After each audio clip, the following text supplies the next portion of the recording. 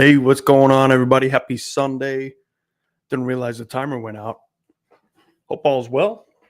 We're going to jam through 5, maybe 6 submissions today. And if you do want your swing submission, the link is going to be on the video after it turns into a actual video to watch. But if you can go on any of my newer videos, you see the job form below.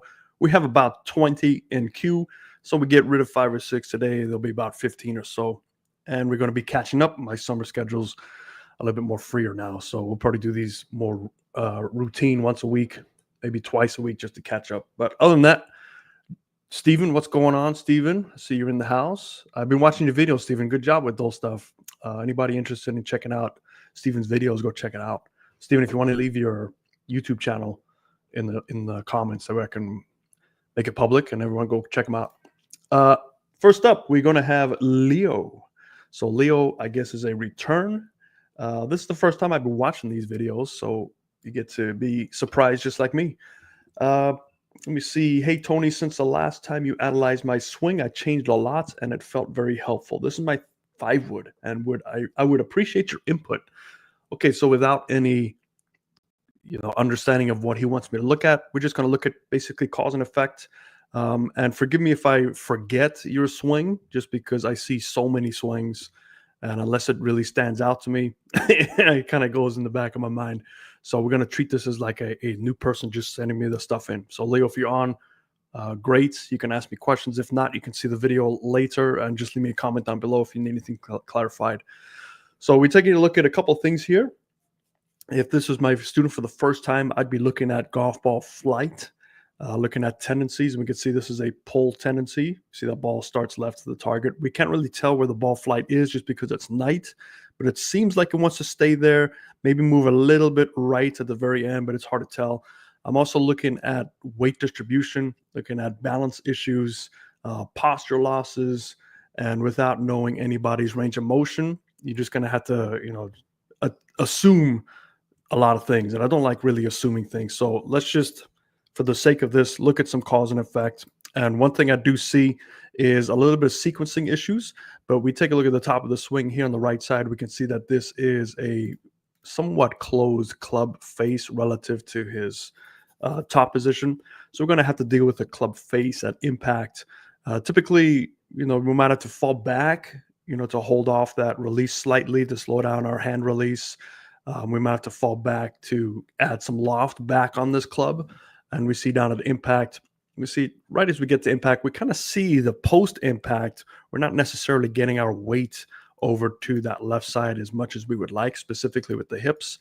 So we'd have to look at, okay, what is causing that? And it's always going to come down to face angle. If you're manipulating face angles during the swing, your body's going to find a way to balance that out. So we have to look at the setup. So if we go to the beginning, let's take a look at the grip placements. See the grip is fairly neutral with the right side. Left side is a little bit strong.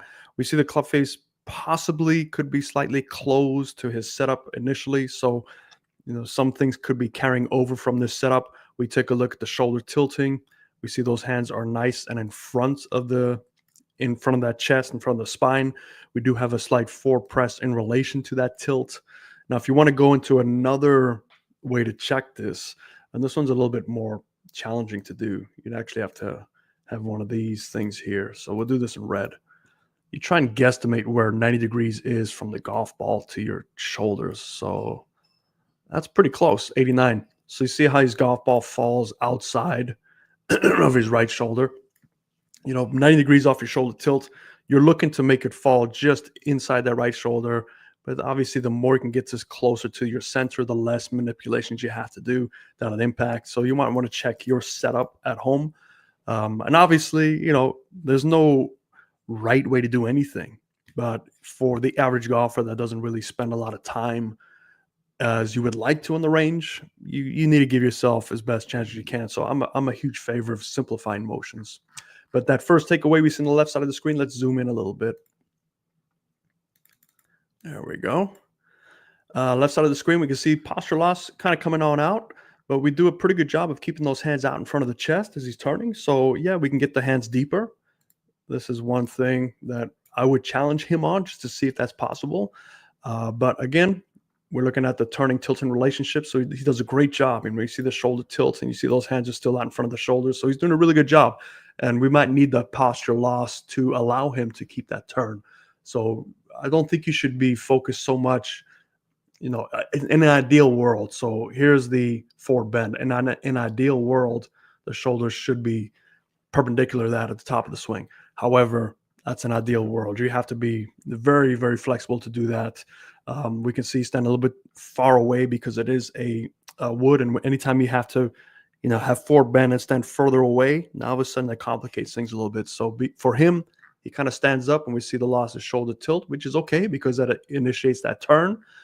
Top position, the arms are not going way back over here, which is great. So he's doing another good thing here that we can look at. We're going to put that back brace line just to see.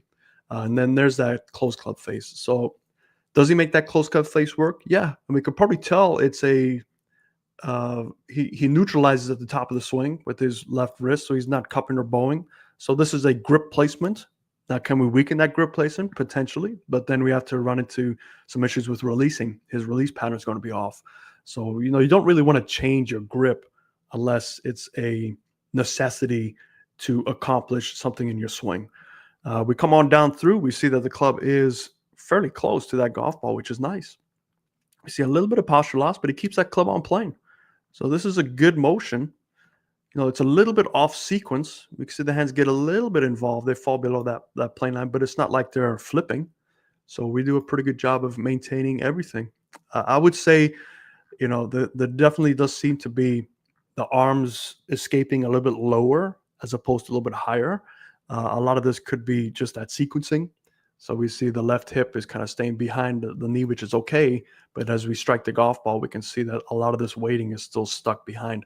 So I'm going to guess that this has to do very much so with that closed club face position. We're trying everything we can to not pull that golf ball so far off our target line, but then also to add some loft. We might have to feel like we're falling slightly back on our follow through to get that ball up in the air. But it's hard. I mean, there's not much notes here other than just checking up on things. So, Leo, I think you're doing a good job. You can make some slight adjustments. I wouldn't go crazy. I want to start changing much. It's all on your misses. So just, take a look at your misses, everybody that's going to watch this. It's just because something looks not right doesn't mean you have to change it. It's all about your misses. How bad are your misses? And if you're missing it severe right and left, now we look at, okay, what's causing that in your swing? What's causing, remember the three things, your path, your club face, and your low point. As long as those three things remain constant, you can build a swing around those three things. I don't care how it looks. Now, yeah, you can always change things to be more efficient in terms of distance. And one of the videos I'm covering this week is about distance. I had a question come in on a comment a couple of days ago asking me for my feedback on these videos that you see where you can gain 10 to 20 miles an hour in your club head speed. And there's other ways to do things before you start venturing into club head speed. You have to look at censoriness of contact. And one of those ways is to identify your plane. If you constantly left with your exit path, you need to change some things at your setup to accommodate that and play that pull. So that's coming out this week. All right, Leo, hope that helps you. Let's see who is next. Let me delete this out. Now's the moment of truth. Either the computer blows up and it's a quick stream, or we get lucky. So next up, it looks like we have Eloy. And it looks like he only has one video. So let's delete those. All right. It worked. We're in business. Single recording. And where's Leo? There he is. No, this isn't Leo. This is Eloy. All right. And Eloy, you won the chop replay. You can see it's all choppy, but we'll make it work. It's got like 3 frames. All right. So 3 years playing, but only 7 to 8 full rounds a year. That sounds like me. Have 1 lesson from PGA Professional to work on irons. No range of motion issues. Hit a big push slice with driver. Irons are straight 2 out of 10. Everything else is a 2-way miss. Low draw or high fade with irons. All right, let's take a look. Yeah, hopefully this isn't going to be choppy.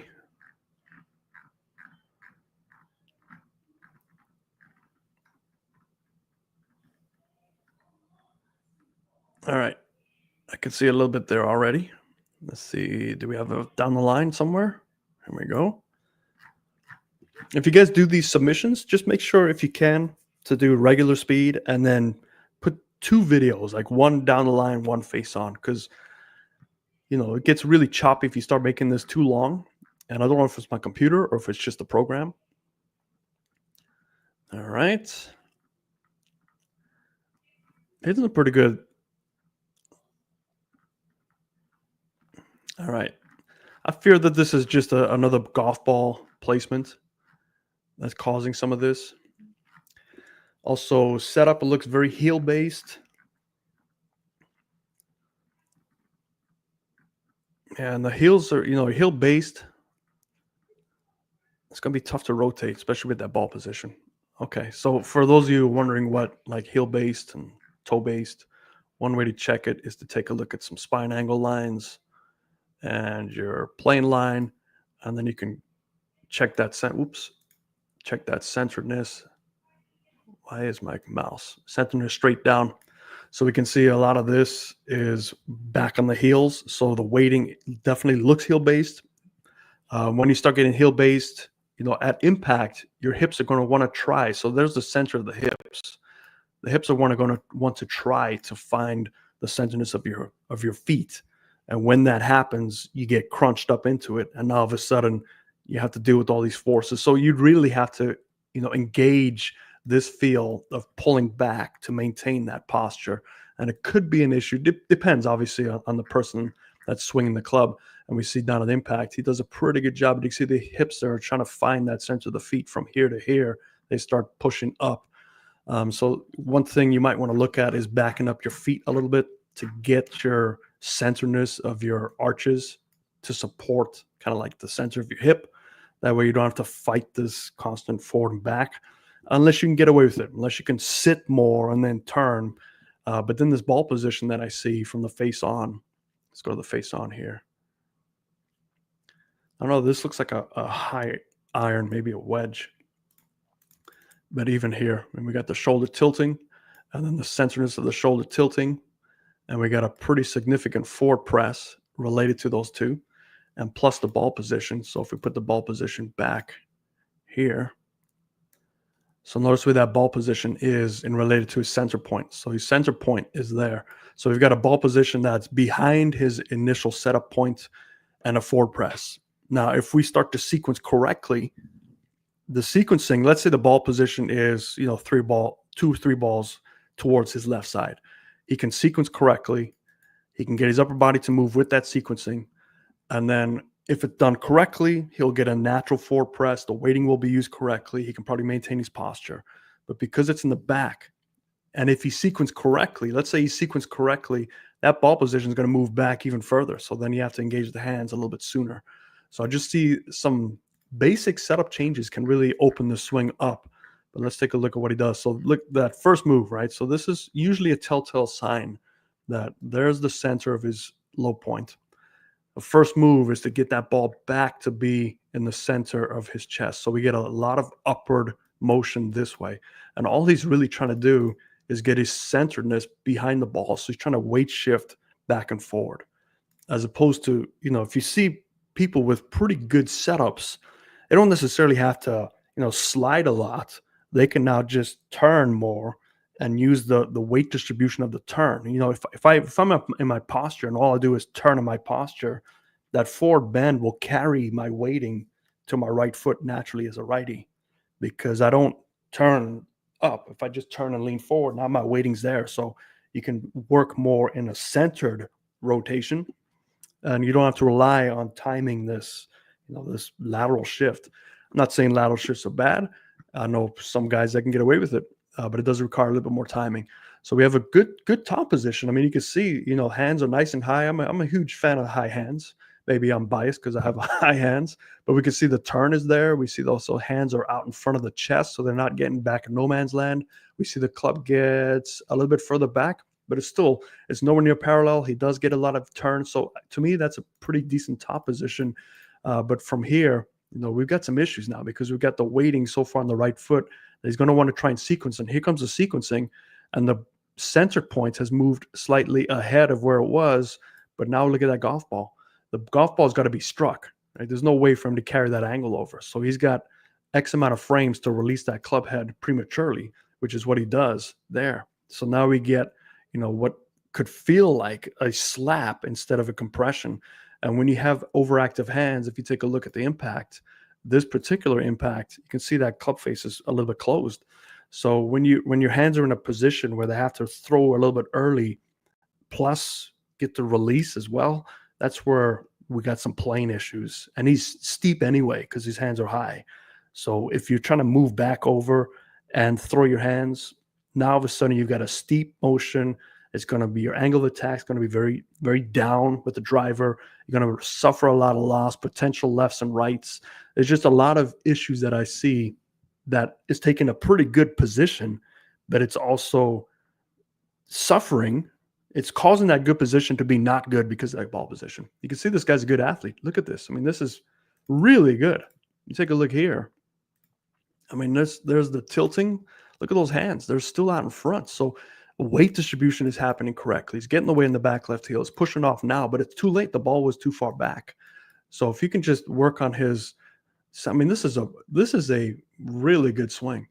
It's just unfortunate that the setup is not releasing or not, getting this swing to take full advantage of this. So if this was my student, we'd be working on, setting up that ball slightly more ahead to level out this unnatural forward press, and also to get that centeredness to be, at that center of his setup, and then just sequence correctly. We don't need all this extra weight distribution to the right side.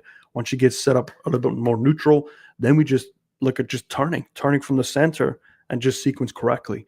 And he'll be amazed that the forward press happens automatically. He doesn't have to feel like he's releasing too soon. Anytime you have a chicken wing or releasing too soon, that ball position is the issue. It's moving back too far, and you have to hit the ball. You can't just hold your angles. You'll miss the ball completely. So hope that helps you, Eloy.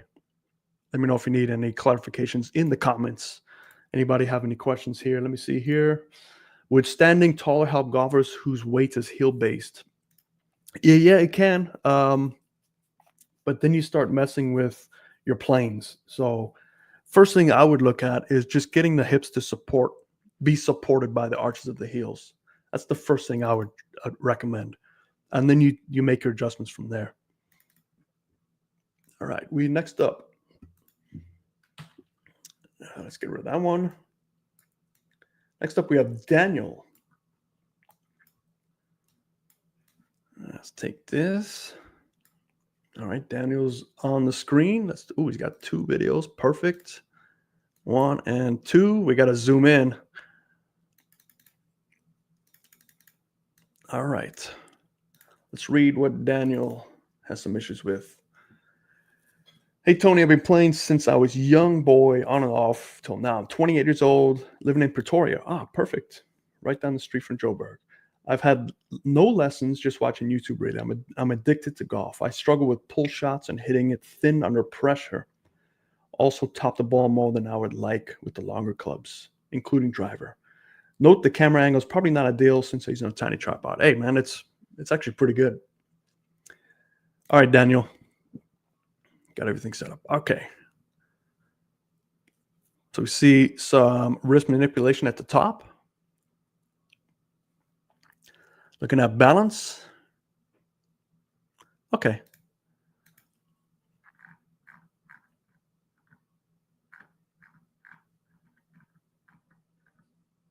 Yep.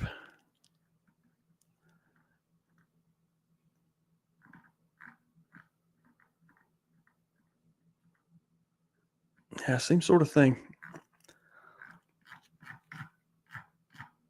It's a unusual motion, but I can see that this is one of those swings where it relies upon itself a lot. Like all these unusual positions, you can find a way to make it work, and you do a pretty good job here. So you see that club is, getting covered.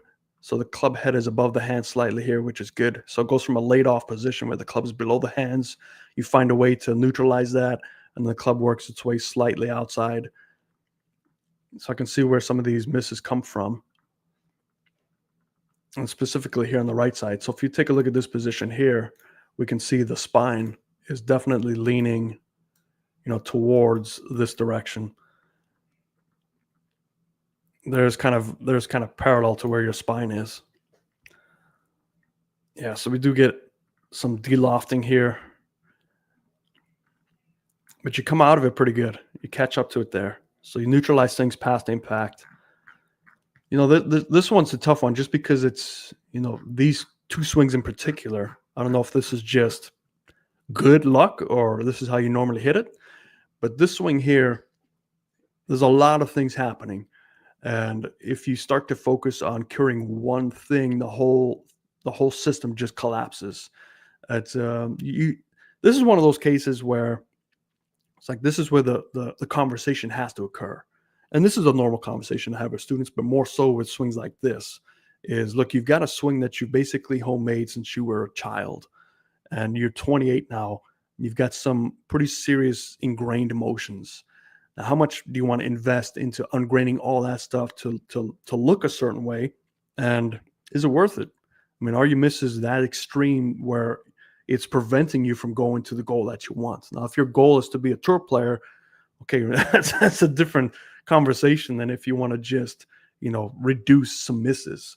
I'm assuming you don't want to be a tour player. I'm assuming it's just reduction of misses.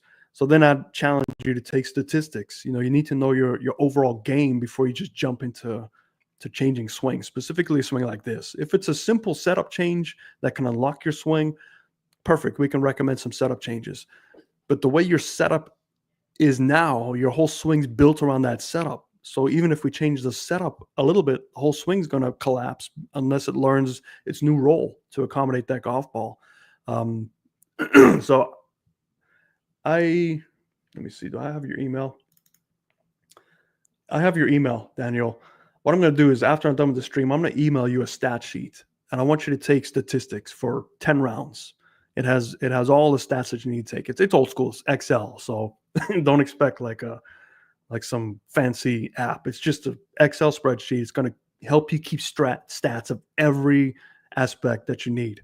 At the end of the 10 rounds, I want you to send it back to me, and then we can look at your statistics and say, okay, how much of your score is based on swing errors? How much is based on short game? How much is based on mental errors?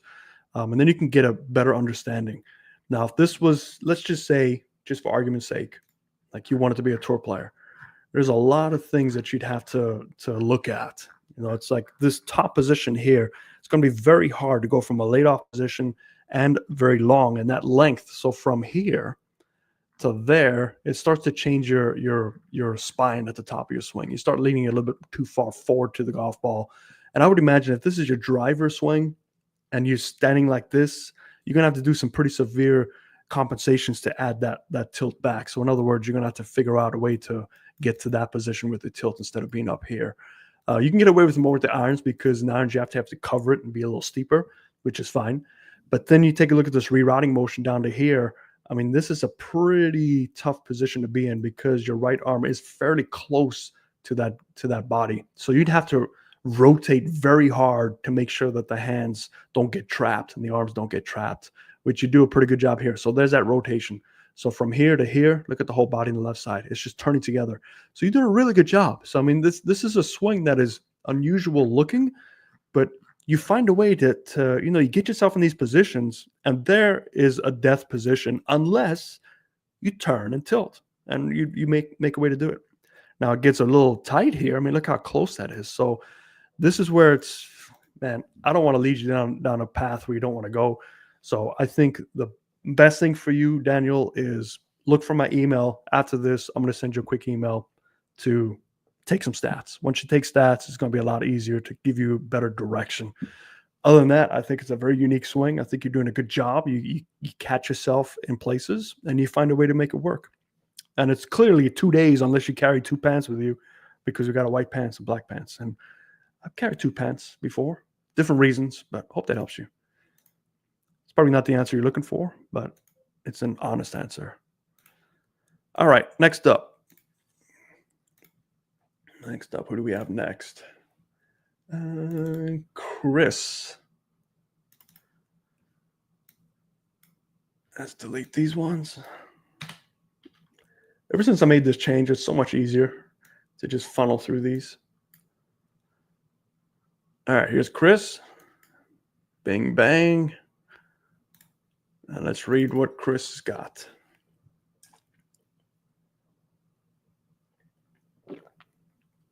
Okay, first of all, thanks for all you do.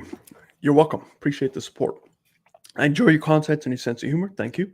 Also, 68 years old, retired, play 3 or 4 times a week, depending on the week, and I have an 8 handicap index. I hit the ball pretty consistently, but my misses tend to be short and often right. I can also hit it fat or thin. On your assessments, I scored a 44 in the 23 question and a 23 in the grip. Okay, the grip score is only 1 point higher than the matched body. Okay, so that's pretty good.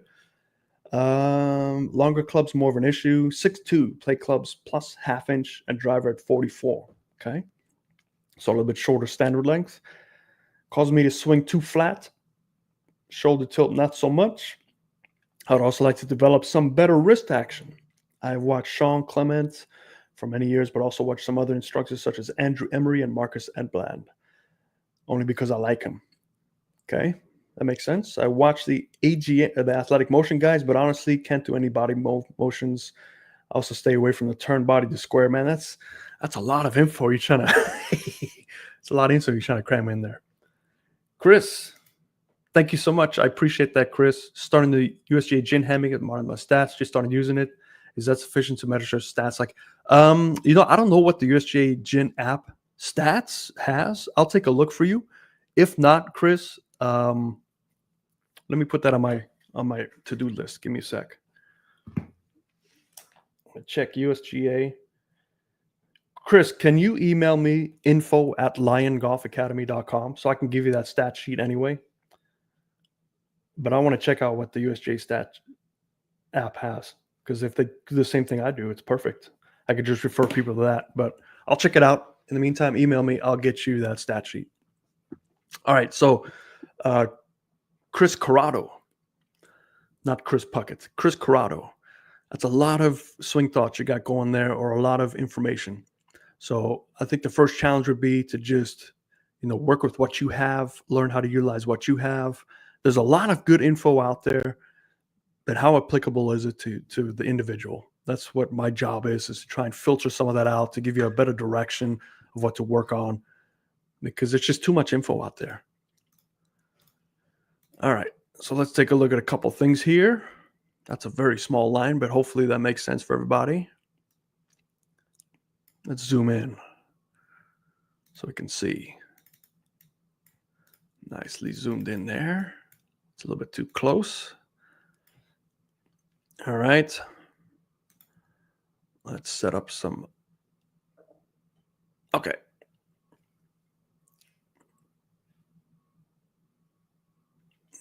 All right. Yeah, see the club falls below the plane. So club head's traveling below. We start losing some turn and we get our hands getting really engaged there. Tilting, let's take a look at your tilting to see the angles, to see how we're doing. So we lose a little bit of tilt at the top.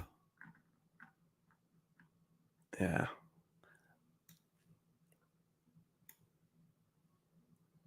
Okay, tilting's doing all right. It's a little low, but it's okay. Let's take a look at the right side. Why do we lose some posture here?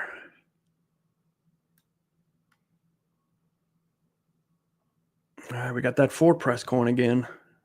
Get the weighting to the right side to get that ball position back to where it needs to be, and then we fall forward. Yeah, same thing here. All right, so we can definitely see. Let me do this. Let me sync these up just so it makes sense. This might take a little longer, but I think for the sake of what we're trying to show here, let's go to impact right there. You have to forgive me while I do all this. That's close enough. All right. Okay, so we're both at impact now. So let's clear up these lines. So we're going to try and relate these things together. So even though we start here, we have this forward right there. Okay. So let's do this, a little bit bigger lines so we know what we're talking about here. So we have the shoulder tilt. We got those hands pretty connected to that shoulder tilt, pretty close. But then we look at that forward press. That's a pretty significant forward press. So at some point, so think about it this way. If you sequence correctly, you're going to get forward press naturally because the hips bump, the upper body stays a little bit behind the hips, which increases your tilting, which gets your hands out in front of the golf ball if they stay connected. And by doing that, the hands get out in front of the golf ball and you get natural forward press. It just happens naturally. If you start to forward press related to this tilting, now we've got this angle that we have to close, or else if we don't close it and we sequence correctly, we're going to get an even bigger angle. And all of a sudden, you're going straight to the ground. If you hold your angles correctly, you have to manipulate your tilting to carry that angle over. A lot of things can go wrong. So typically what we see is we see this club getting thrown back closer to that center point, which then reduces your hand lagging. So by forward pressing, unless you're gifted like Gumby, you're going to reduce that forward press unnaturally. So we're kind of taking the opposite effect here. Now we also have to look at where that centeredness of the ball is. So we have the ball centeredness, again, almost on the right shoulder. So we've got a ball that's behind. There's your natural center point, right? That low point we're talking about. So we're behind our low points and we're forward pressing. So we're trying to get to, like, this is where you should be at impact naturally. But if you're starting where your impact should be, you can't sequence correctly, because if you do, you're going to be even more off. Hopefully that makes sense to everybody. So now we're going to take a look at the upper body. So the upper body on the left side, what does that upper body do? It needs to work back to where the ball is. So that's the reason why we're getting this lateral sway. Now we get where we should have been with a neutral ball position. Like, this is just where he should have been on a neutral takeaway, by staying centered and just turning. We still get the weight distribution by turning. You don't have to slide over. But now we got to deal with sliding. So now we're going to try and slide back, because that's what we feel like we have to do. And now look at our center point. It's back to where it was. And what's happening with our hands? Our hands have to throw. By the time we get to the golf ball, there's the golf ball. It's flying. Look at the hands. So we're now throwing all that angle that we've set up. Now we look the other way. Now we're back pressing. So this is where setup can really, you have somebody that looks really athletic and can get away with it, but it's working against themselves. So now we have a release that looks like this, that's broken down on the left side, because we had to, because the ball's way back over here. There's no way for you to carry any angles, because you try to cheat the system when you started by taking those angles in play already. Those angles should come naturally. They shouldn't be put there unnaturally. And now that leads to a position where the club comes from inside. We can't turn and tilt correctly, so we lose turning and the ability to tilt because our hands are so engaged. They need the room, so we start losing posture to stand up so the club can move faster. When the club gets thrown quicker, you need spacing, so we start standing up and losing our rotation, so we throw. And all of this is, again, it's just setup based. You have to, I think setup is so unfortunate that it's just taken for granted. We go straight into in-swing principles, but you have to hit a ball. The ball is the target. Yeah, we're trying to get the ball to a bigger target down the road, but it doesn't matter about that bigger target. The only target that matters in your mind is the ball, because if you miss the ball, you're never going to hit the target.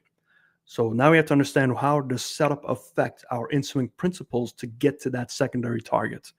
So if I were you, Chris, do this very slowly. Don't all of a sudden change things dramatically, because your swing will completely break down. You've gotten to an 8 handicap because you have really good hand-eye coordination, and you're a really good athlete. So let's do this slowly. So right here, okay. When you set up, you want to move this ball. So there's your centeredness. The eventual goal is to move it one, possibly 1.5 golf balls over. So you want to move like half a ball every week until you feel like you're connected. Then you want to feel like this right side just turns. Like, you don't have to get this whole sliding action over. You want to pull those hands back so it's going to be closer to that golf ball. So ideally, let's say your shoulders are there. Let's say the ball position is here. You would like the forward press to be ever so slight. You just want a slight forward press, because now we've taken a lot of stuff out of play. And then from here, You just have to put like another club. So rest a club. Like if this is the grip, put the grip here. And then this is a horrible drawing, by the way. And then the club head down here. So you just want to rest the club on that right hip. And your goal is to turn this right hip back to the target immediately. So then the club will fall down onto the ground. Right now, if you put that club on the right hip and you move, that club's not going to fall. That club's just going to move with you. It's going to be stuck here. So you want to hear that audio sound of you immediately turning your hips. Boom. And now you're set up for the turn. And then you just boom, turn through and sequence correctly. It might feel very strange to you. It might feel like you're not doing much. That's the beauty of it. You're staying centered and you're turning. And you're not relying on these hands to play, whoa, I got to catch up because I'm sliding so much. Plus, I set up incorrectly to start with that I have to do this. It's like me trying to hit my mic, and I'm already here. Look how much my hands have to. I better go. I'm going to miss the ball. Let's see here. We'll do thanks. You got it, Chris. No problem. Happy Sunday. I kindly wish to submit a couple swing clips maybe for next weekend. Do I simply send it to your email? Kinger, so if you want to go, it will be in the link in this video's description once it's changed to a video. But if you go to any of my recent uploads, you'll see the jot form link. Just click that jot form link. It'll ask you a bunch of, a page to put your issues down and then submit 2 swings face on down the line. Make sure it's regular speed, not slow motion, and individual clips. And then I'll put it, just automatically puts you in the queue. Right now, before this stream, we had 21 in the queue. After the stream, we're going to have about 15. And then my summer schedule is lightened up quite significantly now because we just got done with our last summer camp. So we're going to be able to catch up. Usually this goes once a week. We're usually about 6 or 7 deep, but since summer, we got to like 25, 30 deep. So hopefully that helps you, King. No problem, King. Okay, next up, here's Chris is done. Hopefully that helps you, Chris. Let me know in the comments if you need some clarification. And hopefully everybody watching this, you can maybe see something that is your pattern too. Cause and effect, man. It's all about cause and effect. All right. Carson. Carson's next. We got 4 videos from Carson. Let's see. Pull these up. Out of 4, we should get 1, right? 1 good one. Ooh, a lefty. What's this other one? Okay, all done. So we'll go with these 2. Let's hit play and let us read what it's about. Let me get my coffee first.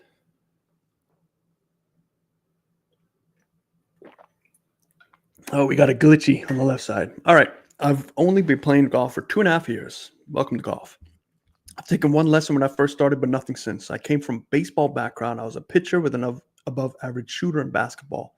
My lower body's not very flexible, hips, ankles, hamstrings, although my upper body is very flexible. I have great range of motion with my arms and shoulders. I don't have any injuries other than not being physically fit. I don't have a consistent ball flight. It's pretty straight, but I miss slightly both ways. Okay, it's not too bad then. Biggest miss is a toe bang that goes straight or a 20-yard pull is with a slight draw. Really struggling with swing theory. Don't know what pattern is best for me. I've figured out that I'm a quick learner and can pick up on mechanics and patterns rather quickly, and it's frustrating. Okay, it's typical. Whenever you have good athletes, they can get away with more. They can bring in their old sports motion into the golf swing. And so I would say swing theory, stay as far away from swing theory as you can. You don't want to be a swing theorist.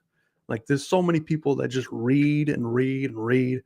And unless you get paid to give lessons to average people, don't listen to somebody with theories, because theories are nice, but application of theories is completely different.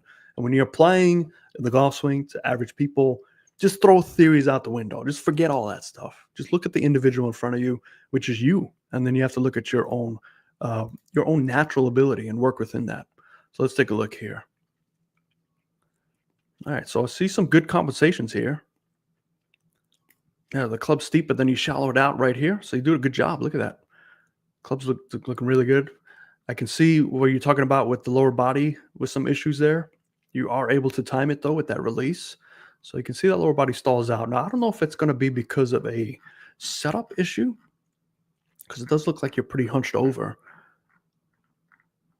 Yeah, it looks like the weighting gets a little bit trapped. Let's see, face on. Got that forward press again.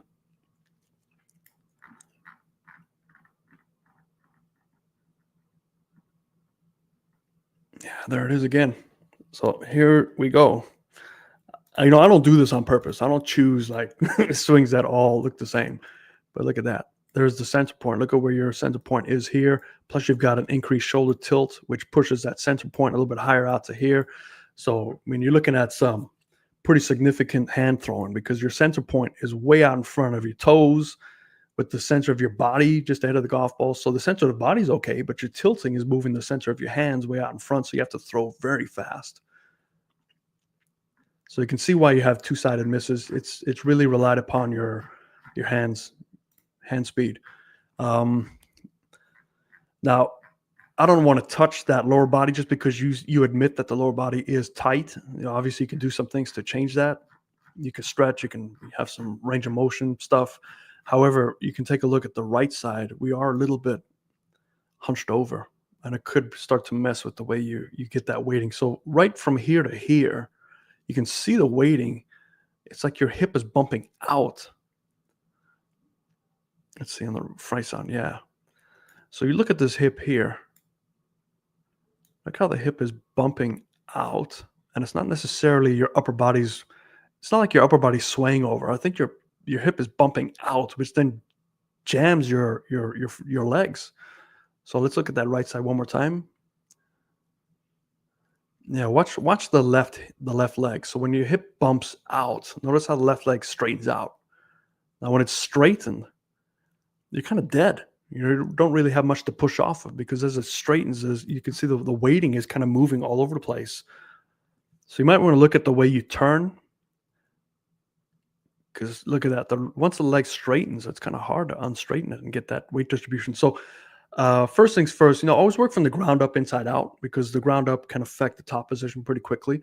So I'd put the same thing, put a little club down there, rest the grip of the club, put the club head over here, and then just focus on getting that hip to move towards the target quicker to at least give you some foundation. You will probably feel like this leg is going to stay a little bit bent, which is good because now it's moving more like an accordion. It's not stuck and it's not posted. When it's posting, that's when the weight can get shifted and it becomes more of a lateral shift instead of like rotation. So that's number one. Number two is this forward press. That's again deadly because we're starting with the tilting angle that is out in front. That's a bad tilt. So there's a tilting angle. Hands are connected to that tilt pretty close, but then we have again, you've got this out here. And you have to make up for it. And then plus you also get that lean towards the target. So we go from the top of the swing down to impact. So now we're getting that tilt. So you're trying to sequence correctly, right? So the hips are bumping out, which will cause the shoulders to tilt more. But you notice how you've come up with your posture. You have to come up because look where that ball position is. That ball position is now clear off your left shoulder. And you have to throw. And if you stay down and throw, you're going to hit back over here and you're going to break your club or break your wrist. So you as just a human have discovered, hey, I don't want to break the club. I don't want to hit my way to China. I've got to stand up to provide the room to flip, which will give you two-way misses because that's a lot of responsibility in the hands. So I think you just want to take a look at those two things. Start, not getting that forward press. Make sure that left leg doesn't straighten out as fast by keeping control of your hips and get more rotation involved. And I don't think you're that limited. Quite honestly, I think you're definitely mobile. So give it a try. If you haven't done the 23 questions on my channel, don't do that as well because that'll test your range of motion and it'll give you kind of an idea of where to go to. So I'm not a huge method guy. I don't like methods. I don't think they exist. But because there's so many things out there on YouTube, you can get so confused by going to so many different places that tell you to do contrary stuff that I created this checklist for you. So if you have to choose some sort of method, go do that 23 question and analysis. It's self-assessment guide. It's pretty easy to do. I do it with you in the video. It'll spit out a score. That score will kind of point you to a method I would prefer to, if you're going to choose something, at least choose something that's designed for your body. But not to say that that's the be all end all. You still have to look at you. All right. Hope that helps you, Carson. If you have any questions, just let me know. We got, what time is it? Perfect. Got time for one more. Let's delete these. All right. Get rid of that one. Last up, we got Bob. And Bob's got 2 videos for us. Somewhere here. It's not letting me download it. Come on. All right. Got to do it the old way. There we go. Let's put Bob up. And let's zoom in on this one. It's a nice looking range. All right, let's see what's going on with Bob here. Okay. Hi, Tony. I'm what is called an experienced golfer. And he put in parentheses, not old. I've taken many, many lessons from 6 different instructors. I've tried just about every swing theory out there in my attempt to consistently strike the ball well. Those would include stack and tilt, one plane, setup for impact, rotary swing, juju swing, golf tech, Mike Velasquez, Zach Allen, Monty Scheinblum, etc. Needless to say, I've improved some over the years, but my swing really hasn't changed, and I still struggle with thin and fat shots. My current ball flight is low left, spinny hooks with a driver, and topped or thin shots with my irons. Okay. When I do hit a solid drive, it's a straight push. The most successful swing style that I've used is stack and tilt. That makes some sense. 8 through lob wedge. Thanks so much for all that you do for the community. You got it. No problem. Okay. Let's take a look. Who did I miss here? Landry. What's going on, Landry? Coach, with every club, your chest alignment should be perfectly pointed center of the golf ball. Not necessarily, Landry. I would say everybody's so different that what I look for when I look at swings is if somebody has a forward press, can they make it work? If they can make it work, great. That's no problem. Make it work. If they have a back press, whatever they start out with, their body's going to find a way to get the ball down consistently. But if I look at somebody and I say, look, that's a forward press, but your body's incapable of doing it, or it's making the incorrect compensations to make this work, then it's like, okay, well, we got to change that setup, but then trust that the swing will catch up to the setup later. That's the way I look at things. So I've just found through the many years of teaching average people, not the 0.2% that most of YouTube videos are made about. The average person benefits more from a more neutral starting position in the long run because there's less things to compensate. So that's all I look for. I'm not saying that everybody has to, but you're looking at it. So your swing, you just have to look at your swing, look at your setup, look at how your shaft forward pressing, whether you know it or not, is affecting your swing. And then you can start to figure out, okay, how can I reduce this to reduce my in-swing principles? Or do I just leave it and not change anything because I'm compensating correctly? But then you have to look at your path. So let's say your path is consistently left 5 degrees for some reason. Okay, if it's consistently left 5 degrees, you have 2 choices. You can change an in-swing principle to get that to be more of a neutral path, or you can change your setup to accommodate that path. So then you aim further right. You might strengthen your grip to compensate the club face at impact, and then you swing around that. So you play pulls. You don't have to instantly go to in-swing principles. In-swing principles take much longer to change. And the success rate of changing in-swing principles is not very high because the moment you stop working on it, you just regress back to what you were doing initially. So case in point, I had a big loop in my swing growing up. I just picked up the club and looped around. I spent about 2 years getting rid of that loop. And I was on playing perfectly, but I spent 8 hours a day, it seemed like, in the winter of just back and forth, back and forth.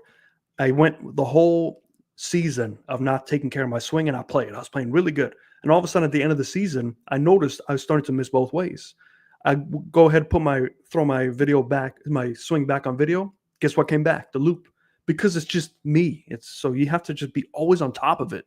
Or you can look at your current path, club face, and center point and make adjustments on setup, which is a little bit easier. It could be constituted as a Band-Aid, but it's a lot easier to get through a season. And then in the off season, you can work on stuff that you want to. So that's all I'm trying to help you guys out with. Like when you draw a line from the center point to the one from. Okay, yeah. So hopefully, Andrew, I answered that for you. All right, let's take a look at Bob.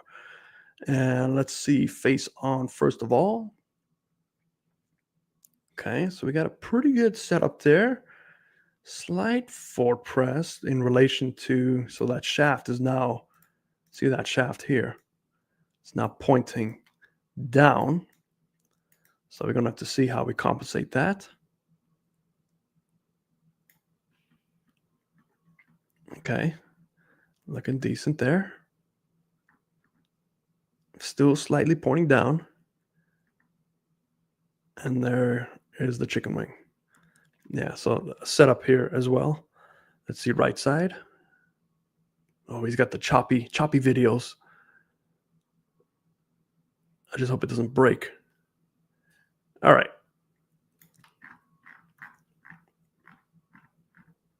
Yeah, clubs inside and flip, almost like that first gentleman we saw today.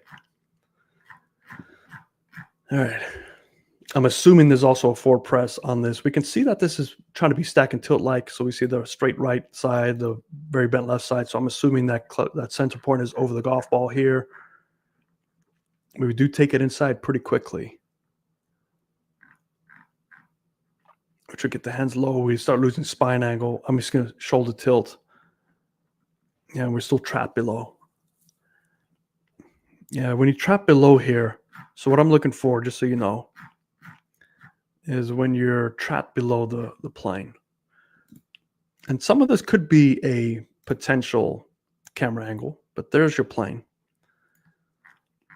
So we see the club goes below the plane, which is, club head below the plane. Hey, I've seen plenty of good players get away with this, depending on how they compensate. So we're still on that plane here.